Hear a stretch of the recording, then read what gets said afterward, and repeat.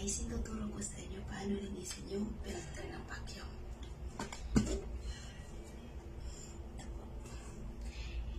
Ikot mo lang.